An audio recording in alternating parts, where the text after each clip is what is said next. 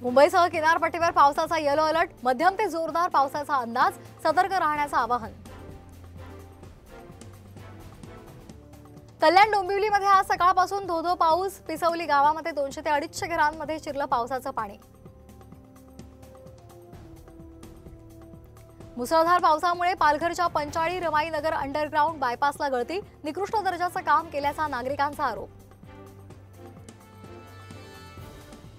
सिंधुदुर्गातल्या आंबोली घाटातल्या मुख्य धबधब्यावर पर्यटकांच्या 2 गटांमध्ये राडा, आंबोली पोलिसांकडून 29 पर्यटकांविरोधात गुन्हा दाखल।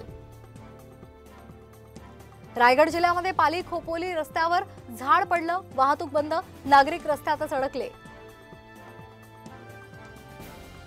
पुण्यामध्ये पोलीस भरती विरोधात तिसऱ्या दिवशीही लोटांगण आंदोलन सुरूच, भरतीसाठी वय वाढवून देण्याची मागणी कायम। ओबीसी आंदोलन सुरू असलेल्या वडीगोद्रीतून उद्या जरांगे जाणार अंतरवाली सराटीत, कायदा सुव्यवस्थेचा प्रश्न निर्माण झाल्यास सरकार जबाबदार, जरांगेंचा आरोप।